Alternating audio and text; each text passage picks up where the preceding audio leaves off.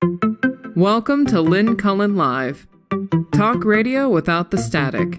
Email your questions and comments to lynncullenshow@gmail.com. And now your host, Lynn Cullen. Yeah. Hello there. Sometimes when she says my name, it sounds sort of like Lynn Cullen. I feel that way about it. Lynn Cullen. Oh, hello. How you doing? November 9. It's a Thursday. Thank God, because it's the end of my work week. I have to tell you about some encounters I had with nature in the last since I last spoke to you. One, and I still don't quite understand how this happened. I was resting in my bedroom during the day, I admit it, but I'd been out dealing with leaves and stuff before, and my back was killing me, and I thought, I'm just going to go lie down a little bit. So I did. And my dog follows me everywhere, so he was there. Now, I have a little sliding door that I keep open that has a dog door in it, so he can go in and out in the backyard. My bedroom sort of being in the backyard. What am I saying? Anyway, I am lying there. I think I was doing a crossword puzzle. And all of a sudden, a bird flew over my head. Now, I swear I can't understand how that bird got in, but it just came in. I'm still confused. All I know is there's a bird in my bedroom and it was flying around, and I don't know who was more freaked, me, the bird, or my dog. So you have three different species, all freaked in a smallish space.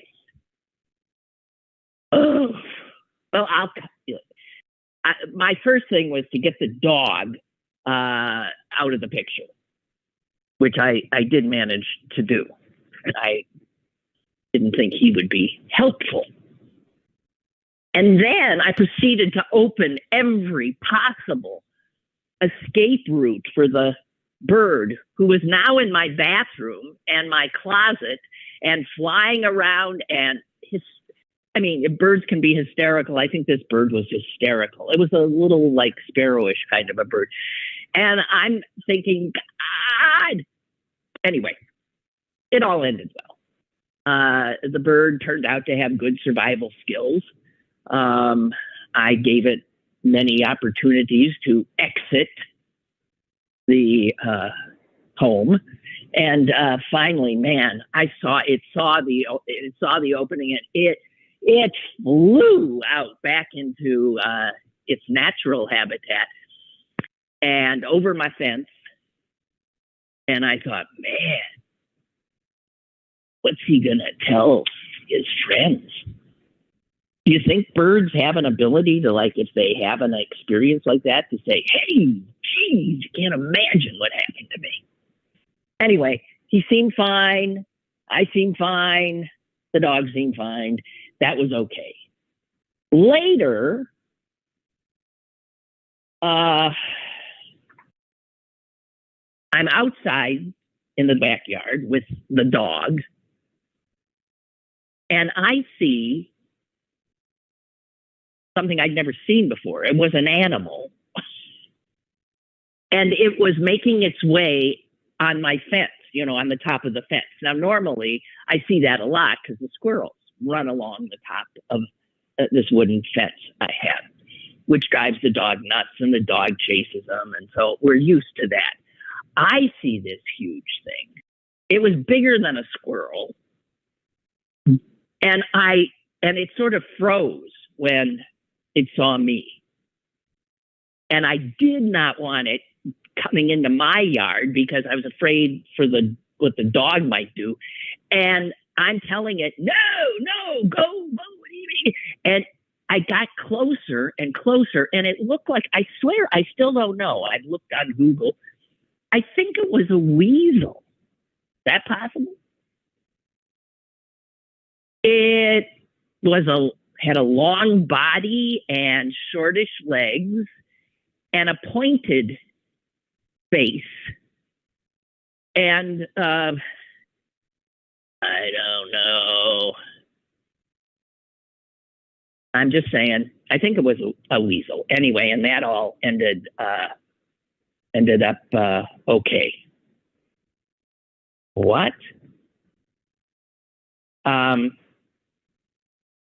So I love the fact that we do live amongst other creatures, and some of whom really, don't like encountering us much. Like, I mean, normally, I think, we see squirrels, we see birds, we see this and that. But any of these things taken out of, context is always, a little, the bird in the house. That's unsettling. But it all ended well. That's all I wanted to say. Big deal. And anyway, it allows me not to talk about the one animal that I truly fear. And that would be, of course, man.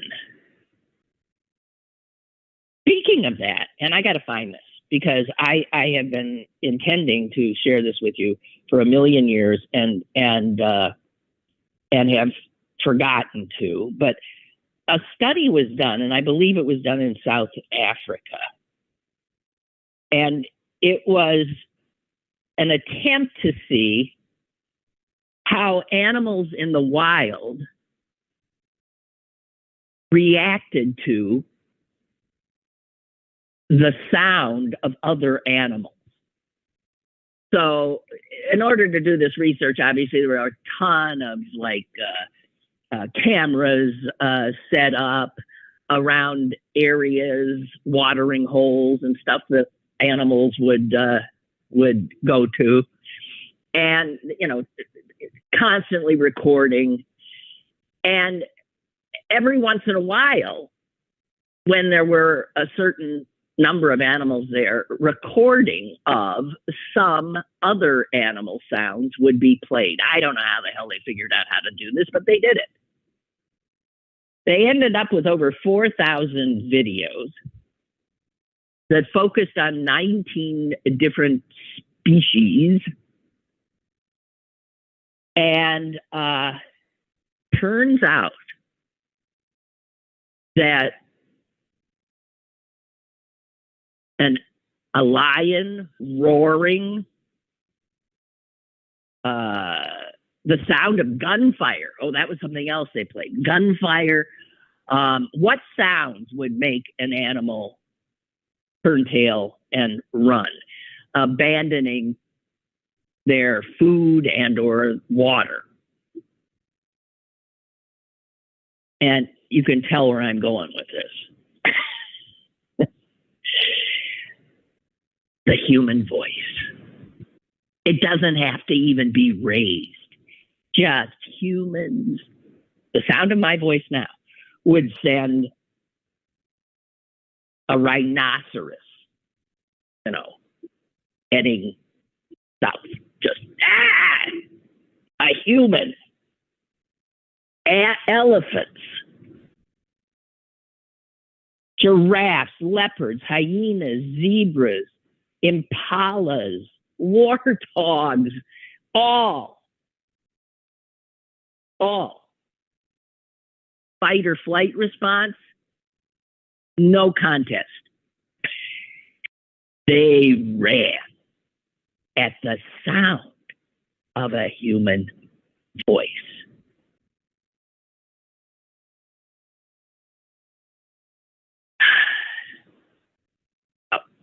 I am just saying. that we are. Well, one of the guys who was who looked at the research said that, there's nothing really surprising here, that the sound of a human voice evokes more fear in animals that would be prey than the sound of a snarling lion. So it shows that out there in nature, we are considered and recognized as uniquely dangerous. And one of the biologists who was part of this said, and they're right, because we are super lethal. Just saying. Yay us, huh? Good for us. Well, you guys are saying sounds like a fox. I don't think it was big enough. I don't think it was a fox. And Ray says maybe a possum. I don't think it was fat enough for a possum. My sense of what a possum is. Why couldn't it be a weasel? I don't know. It did say that weasels are in Pennsylvania and are even in Pittsburgh, and so maybe I'm going with weasel at this point. Looked a lot like a mink too, but I looked at it and I thought, would that make a nice coat? Yeah, but I don't know. And I have seen raccoons in my yard. I have seen what's that big fat I don't know, big fat low to the ground thing. Was that a possum? I think I saw one of those once. It's funny how when you see wildlife, in the city that you're not expecting to see, like back in the day, deer. It's always, to me, exciting. I'm looking out and one of the squirrels is right where the weasel was. And it was about, twice as big as squirrel. At any rate, that's going with possum. Okay, well, I don't know. Sent me a picture. Oh, I guess I didn't know what a possum looked like. I think that's the guy. And he's right on that fence. It looks just like mine. Sent me a picture of a possum on a fence. Yeah, I meant to say its tail was not fluffy I think that was a possum. Okay, so I had an encounter with a possum, not a weasel.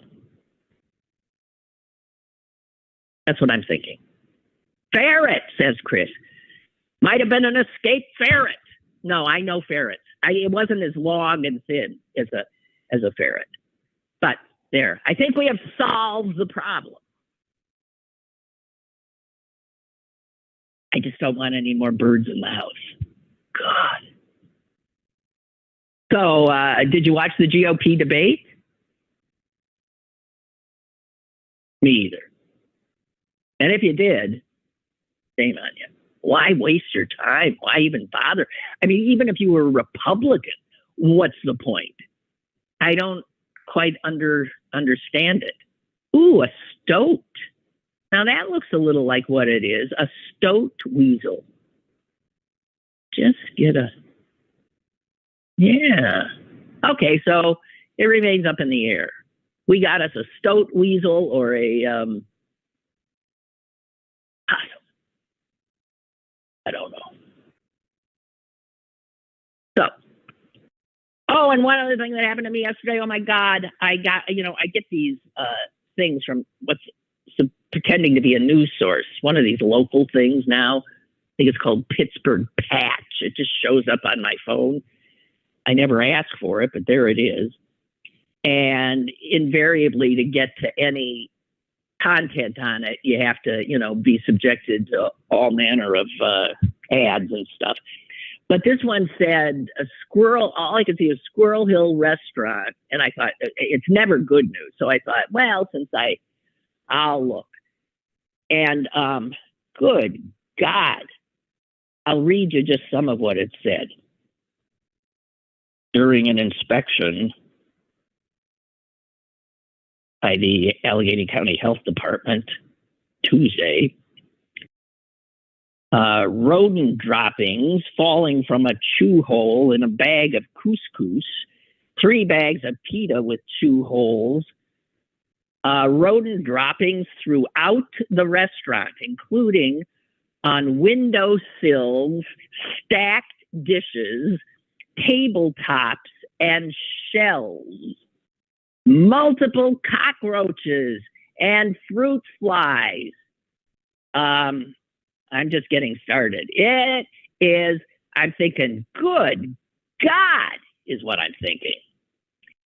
And then it said things like raw chicken stored over other food, backup from a grease trap, no prep sink, moldy produce in a cooler, floors covered in grease, dry goods being stored under a ceiling that is caving in.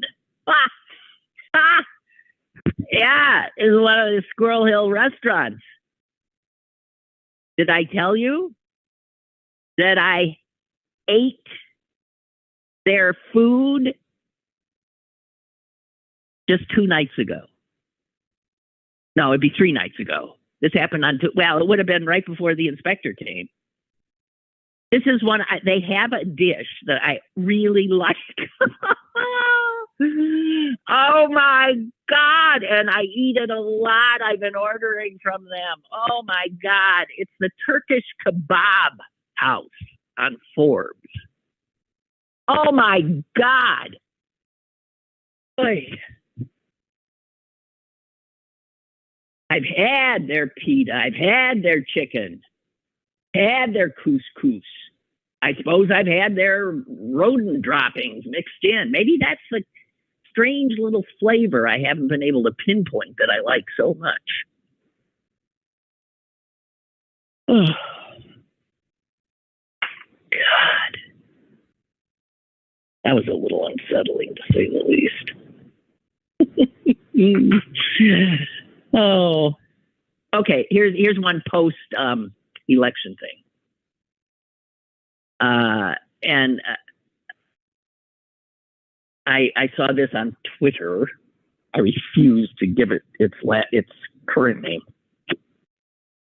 I saw this on Twitter, and it is a screed, I think is the proper word, that I'm not going to share. It's a screed put out by a candidate who lost Tuesday night. And this screed showed up yesterday. And oh my God. I just want to say to the folks out there in Norwin, good job. Good job. Although maybe this person actually was reelected, come to think of it. Or wasn't even. It's a member of the Norwin School Board. And it's unclear to me whether this person, Alex, never see a last name, was running. Come to think of it, part of the screed was, he's still on the school board. But now the board's been taken over by people he doesn't like.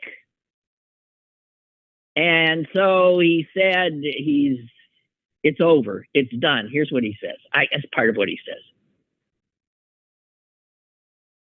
He started an organization called Change for Norwin.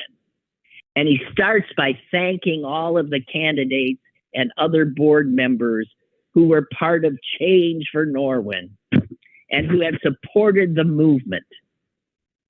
The movement is like a mega fascistic kind of movement. Quite clear from the screed. The people have spoken. It's all like in big, and Norwin has fallen. It was inevitable. Today, a year from now, or just around the corner. And he goes on to say how it's happening in Murraysville.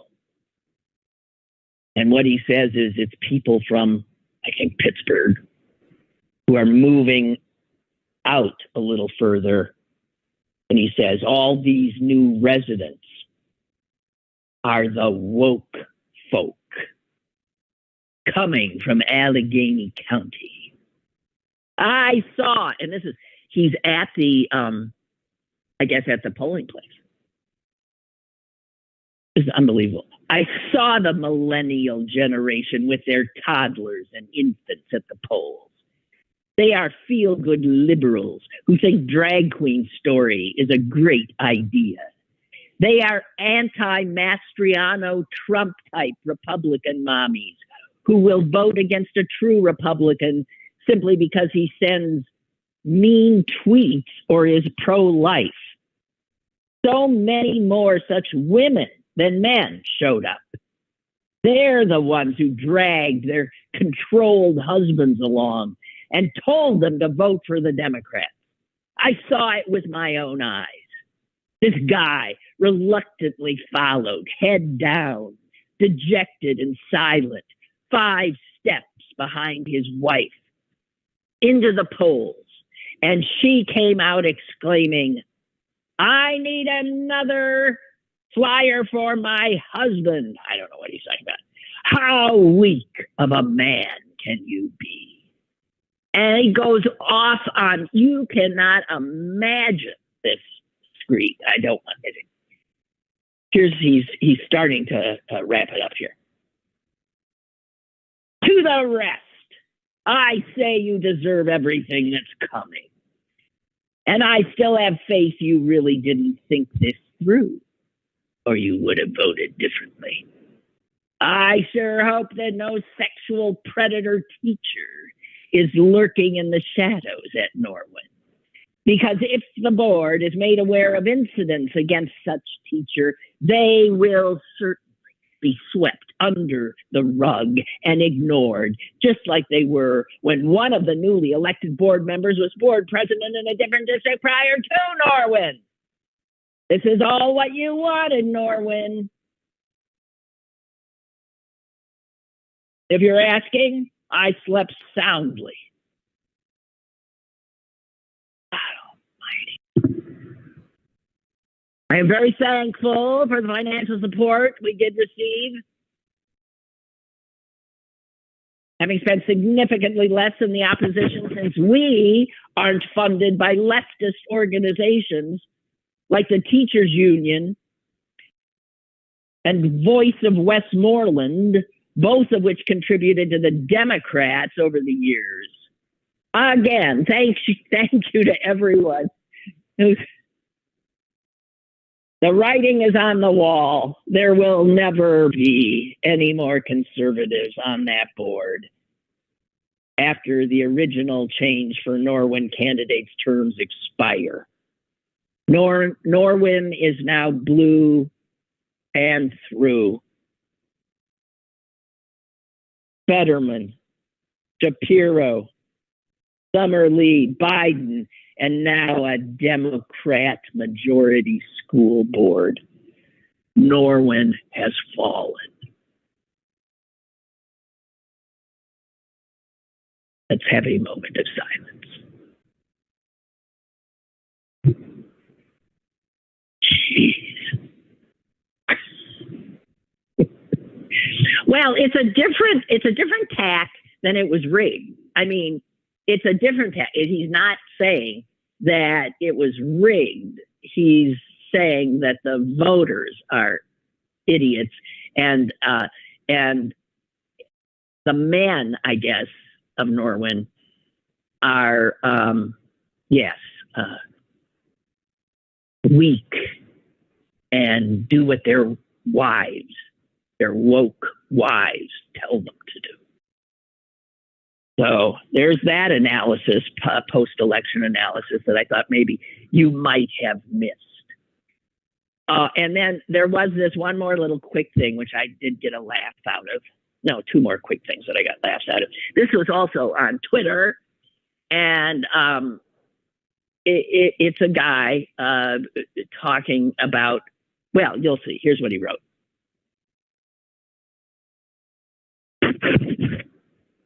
Went into downtown Pittsburgh to grab some lunch, and I was shot and killed 6 different times. There's approximately 10 to 15 tents on every corner. Homeless people kept getting in my passenger seat to do meth at every red light and stop sign. And this is just day one with the new elected officials. I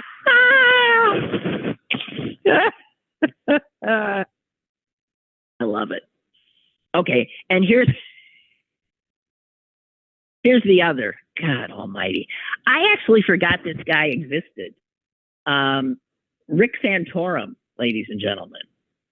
And I guess he shows up on, the right-wing shows. And he said, why can't I find it? I can't find it. He so clearly,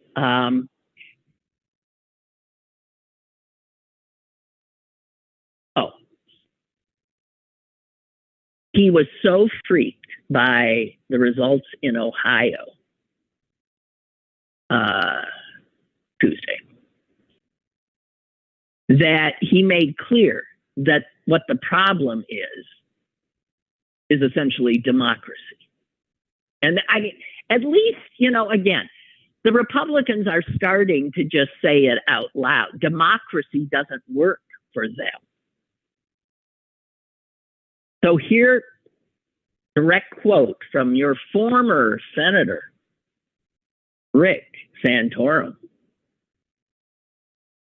You put things like abortion and marijuana on the ballot, and a lot of young people come out to vote. It was a secret sauce for disaster. I don't know what they were thinking. But thank goodness, most of the states in this country do not allow you to put everything on the ballot. Because pure democracies are not the way to run a country. If you allow, well, he's saying if we let the people vote, it doesn't go too well for us. And they're finding that generally referenda, direct votes of the people, do not work for Republicans because their positions are unpopular with a majority of the people. And so in a democracy, Republicans will lose unless they rig elections, they gerrymander, they spread disinformation, they cleanse voter rolls, they keep populations they don't like from even being able to vote. Yeah. So, Rick is just saying, what are these idiots in Ohio? Did they forget what every Republican knows? You cannot put these issues directly in front of the people. Because, damn it, the people vote.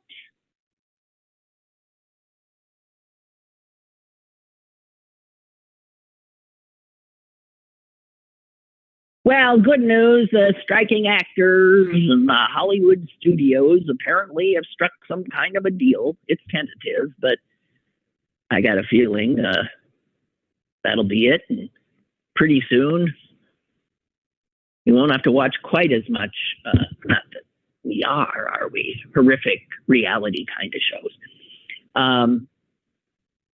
So there's that. I think, excuse me, Xing things off here that I've managed to. Thursdays, as you know, are my sort of mop up day. There was this thing about orcas that I had wanted to share with you too. You've heard about another boat in the Straits of Gibraltar was, I don't know, attacked or definitely capsized, definitely taken out by a group of marauding whales. And this is, I guess, starting to concern some people, since it seems not quite like normal whale behavior. They do go after sailboats more than motor boats, more than fishing vessels, but no one really understands why all of a sudden the orcas are going after it. Well, listen, as we said before, we are the worst animal on the planet, and we invade everybody else's territory, and we're rarely respectful of their territory. Rarely. And so, we ain't popular. Let's just put it that way. If you ask Rick Santorum, if you were able to put it on a referendum for the whales, the weasels, and the possums of the world to vote on whether or not we should be allowed to be in their neighborhoods, I think it's quite clear we would be in big trouble. So, whatever, they can't quite figure out whether maybe the whales are simply being playful. They don't know their own strengths. I mean, if you've ever been playful with like a big dog or something. I was once, don't even ask why, walking a lion on a leash. Don't even ask. It was a female. And there is actually video of this, if I could find it. I was assured everything was fine. Actually, of course, this is when I was a TV reporter. So I'm wearing a TV reporter's outfit. I'm wearing heels and pantyhose and a nice little skirt. And I'm walking a lion on a leash. And damn, if all of a sudden that lion, out of nowhere,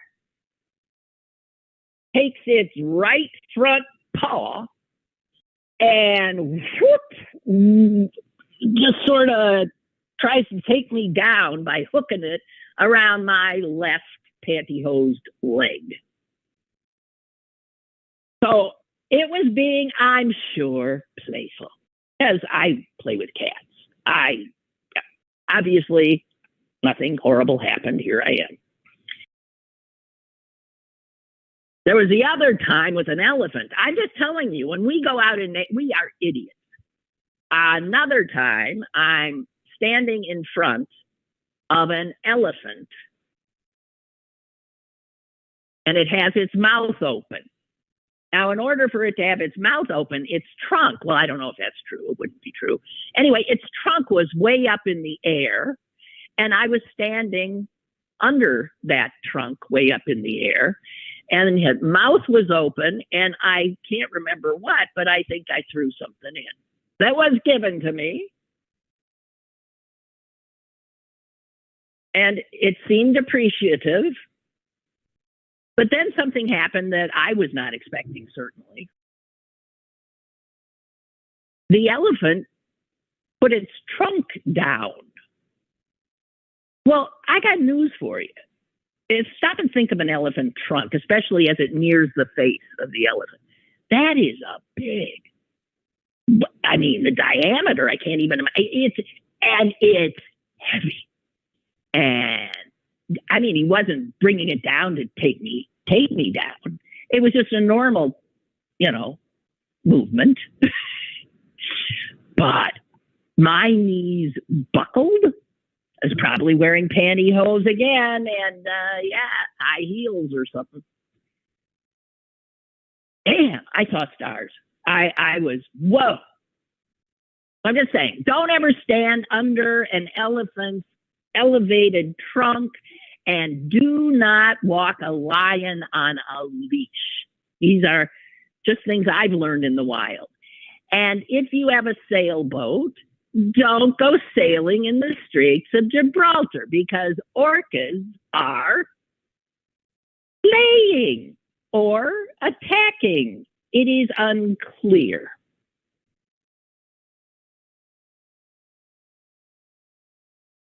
It says here, orcas are, this is known, highly intelligent. And they appear to learn from one another. So here's what I'm thinking.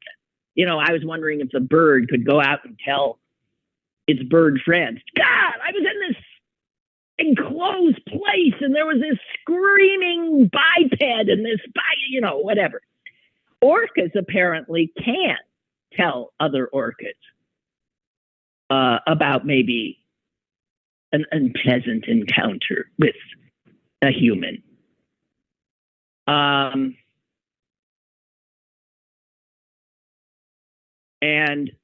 who knows? But it also said, here's the part. Actually, all of that was just to get to this, which I found so funny, wonderfully funny.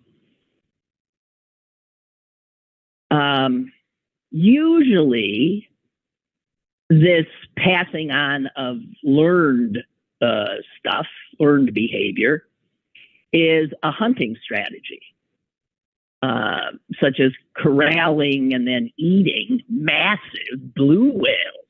They eat their own.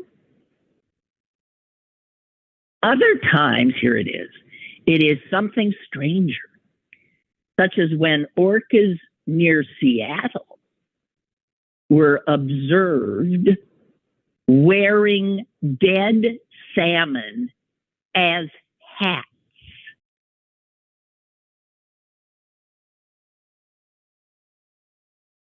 I'll just leave that there.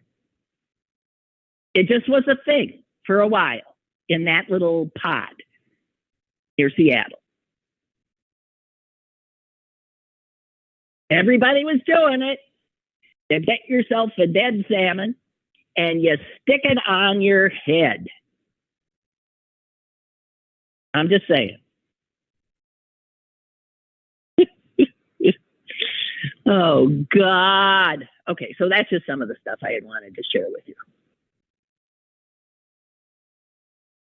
And now I've run out of the fun stuff. Damn it. When people say, okay, I got some news, some good, some bad. What do you want first? What do you usually say? I don't know that I have a set response to that. But my guess would be I'd want the bad first just to get it over with. But of course, once you get the bad news, then the good news might just sort of not be good enough. So maybe you should get the good news first and be happy and happy and happy, and then have your legs taken out from under you, right? I don't know. One of those conundra. That must be the plural, right? Conundra of human life. So anyway, I've done all the good news. I'm sorry. I think I as far as I can tell, and I'm looking. I think I pretty much did. Yeah, not looking good. Nope. I'm so sorry. All I got here is my usual fodder of horror. In 20 minutes. Okay, you've been given fair warning. That's all I can say. Okay, fair warning. rest is going to be. And by the way, if you're leaving now and you haven't sent me your email, I'm getting a little tired of this. Thank you to the many more of you who have. Some of you just like to be cajoled, I guess. Consider this a cajolement. Send your email to me, will you? Since we're a little unsettled about our future. And I want to be able to let you know if I pop up someplace different. So it would be Lynn Cullen Show at gmail.com. Lynn Cullen Show at gmail.com. I don't think you have to worry about whether things are capital or not, capitalized or not. Oh, okay. So there was this thing I read on yesterday that I just thought, oh God, see, this is ridiculous. It actually was a photo taken supposedly at one of the settlements that was attacked on October 7th by Hamas. But the photo, there were arrows pointing at certain people in the photo, and all of whom had cameras and were taking pictures of what was going on. And as we know, this the barbarity of that day was intentionally photographed by the perpetrators. And showings of it, by the way, in Gaza have generated ecstatic crowds of, screaming in joy. And we had been told, right, that the footage that has emerged, much of the horrific stuff is not out there yet, but some have seen it, as you know, was taken by, we were told, the terrorists themselves wearing body cameras. So every step of the way, what they were seeing, you can see. But there were other photos that clearly are not from body cams. So there was a sense that people were also taking pictures with cell phones, videos with cell phones. But this thing that I saw on Twitter with the arrows pointing at these guys with cameras said something to the effect of, that guy works for AP. That guy works for Reuters. And they were saying that a lot of the video of the horror was actually taken by photojournalists who had embedded with Hamas for this surprise attack. And I thought immediately, oh, come on. Come on.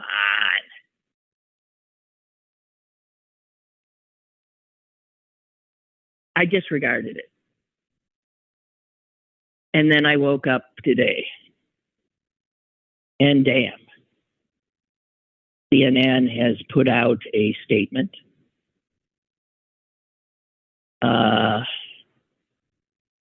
Somewhat mealy-mouthed.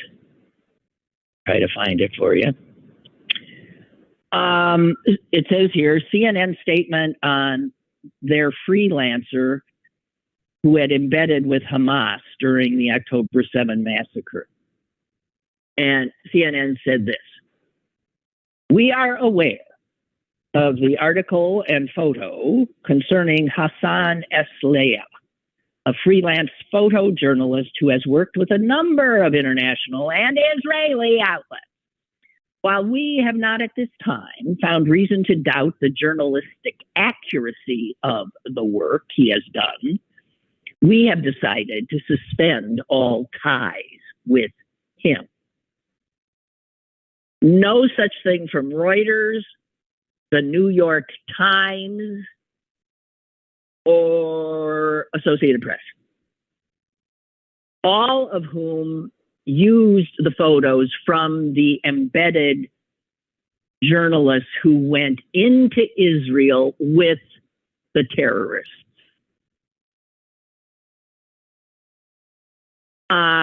In fact, there's a picture, another picture here. This story was broken by a group called Honest Reporting. Look it up, Honest Reporting, I think, .com. And they say their initial scoop was, what were Associated Press, Reuters, CNN, and New York Times freelance photographers doing inside Israel on October 7? Coincidence, or were they part of the plan? It would appear they were part of the plan. And there is a picture also that now has surfaced of the mastermind of Hamas and its sneak, barbaric attack, kissing the photographer that CNN has now said, we've severed ties with him. And they're both smiling. So for those of you who I have to tell you, I thought this was misinformation, disinformation. And this world is so insane now that I, who think of myself as relatively media literate,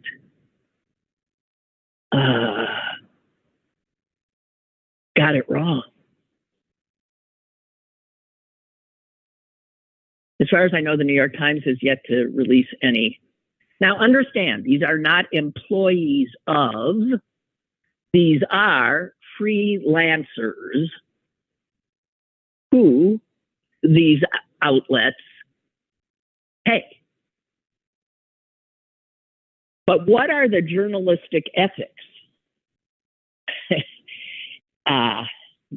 that we're seeing here, if any at all? But journalists, photojournalists, riding with, in one case, this guy was on the back of one of the motorcycles that went in. On the back, here's the black cat where the ferret or the opossum or the weasel was. Man, good thing the dog's not here.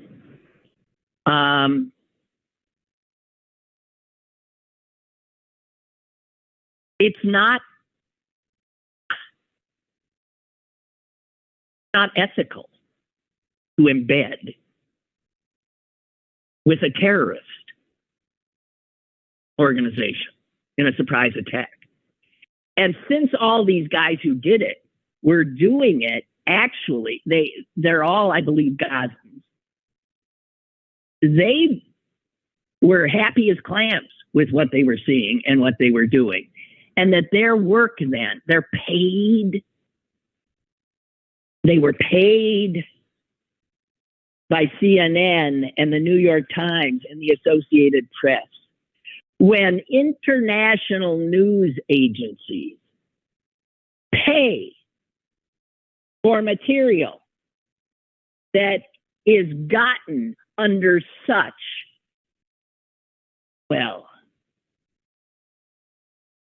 problematic circumstances. And if these journalists who were paid by these respected international news agencies were actively or even passively collaborating with the terrorists so they could get their photos,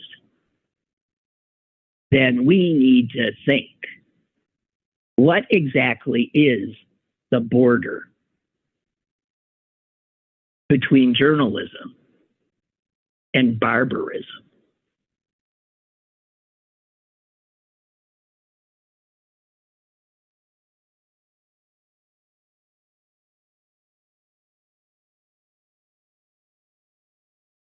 Anyway, much like the Republicans, Hamas is very unapologetically clear about what their intent was and continues to be.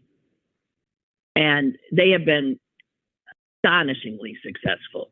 There is a piece in the aforementioned New York Times about how Hamas has been very open, and I'm sure you've seen some of the interviews, God knows I have, with Hamas leadership saying that they needed this level of barbarity to beget the Israeli response that would restore focus on the Palestinian issue and would make the Jews, yes, Jews, bad guys, because that's something the world has no problem with. The head of Hamas has just flat out said, we don't, that the people, the Palestinians will die. And that's fine. He says they will be martyred. And we need martyrs. He needs dead children. He needs to provoke Israel into retaliation in a situation where, yeah, innocent people will die. But Hamas says, fine with us. Fine with us. The Times posits this. The assault on October 7th was so devastating that it did serve the perpetrator's main objectives.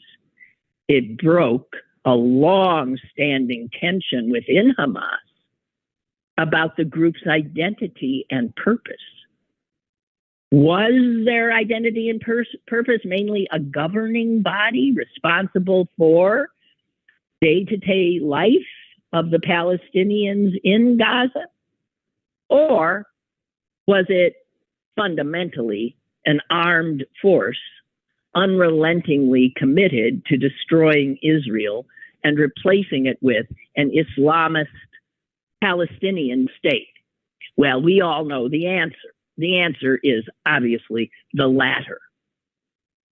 And all of the money that flowed in to Hamas as the governing entity meant to go for schools, hospitals, food, infrastructure to make the lives of the people they were responsible for better, they absconded with and instead built this subterranean system whereby they could safeguard themselves while leaving the Palestinians above ground and as martyrs for the greater purpose. The head of Hamas was quoted just yesterday with this. I hope that the state of war with Israel will become permanent. They don't want no ceasefire.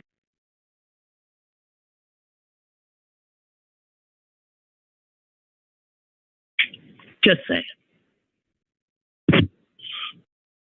By the way, I don't know if you are aware, has this been covered? I got to start. That this thing now of any posters that are that show the hostages that are being put up all over the country and the world are being ripped down.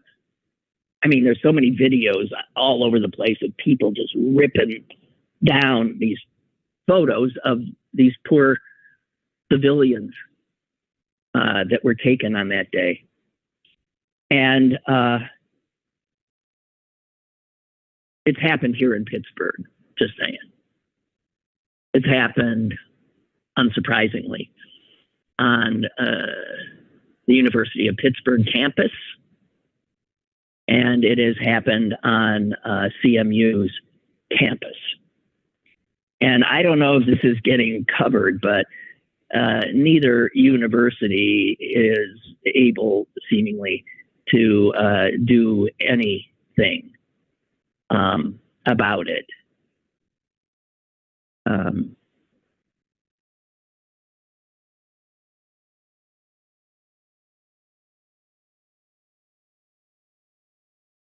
I won't even go. There are some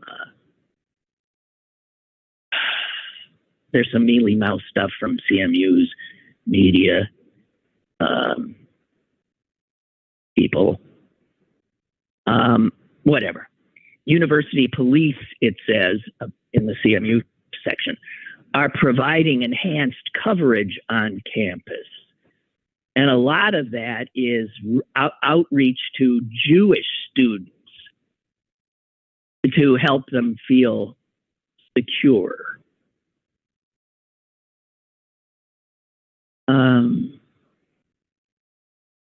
So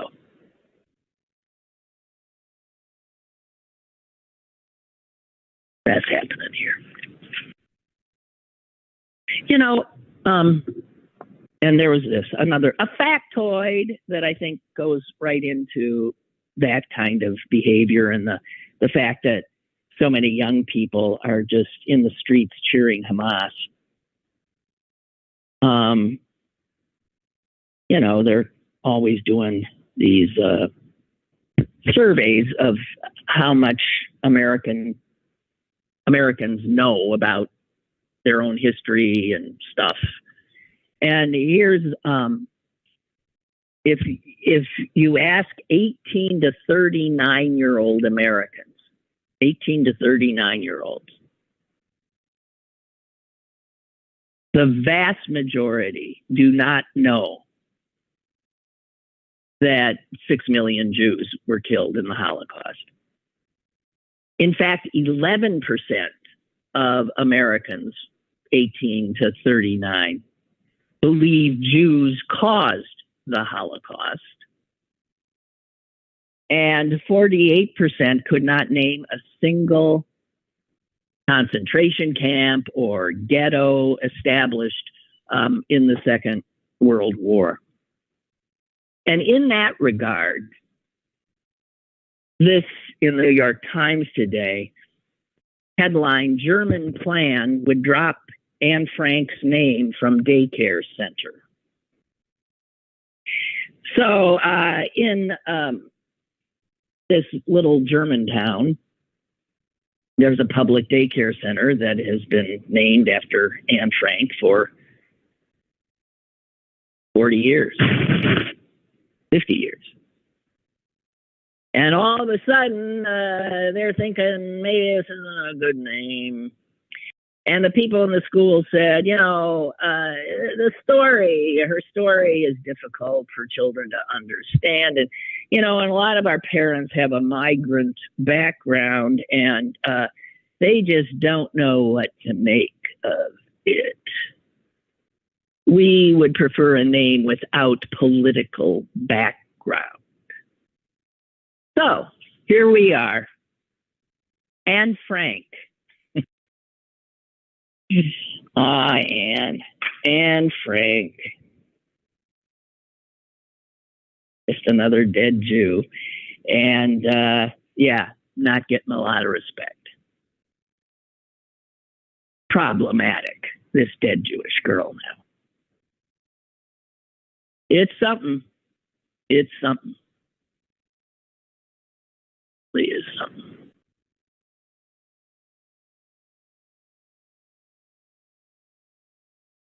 Oh, Lynn, wait, really.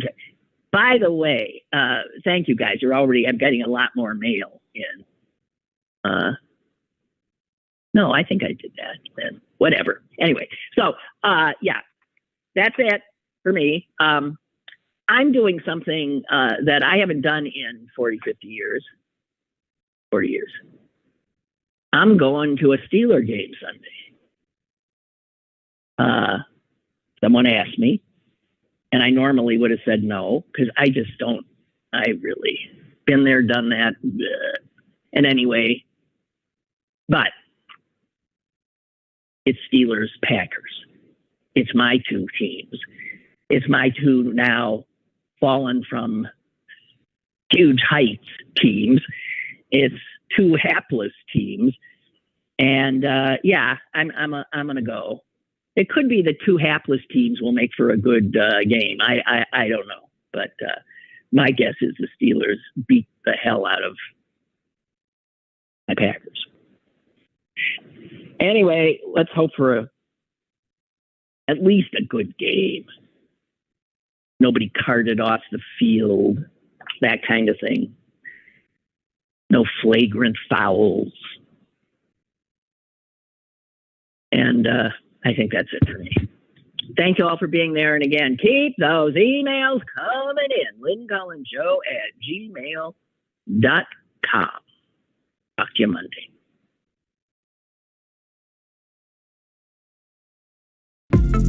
Lynn Cullen Live, Monday through Thursday from 10 a.m. to 11 a.m. and archived at pghcitypaper.com. The opinions expressed on Lynn Cullen Live are those of the host and do not necessarily reflect the viewpoints of Pittsburgh City Paper or its advertisers.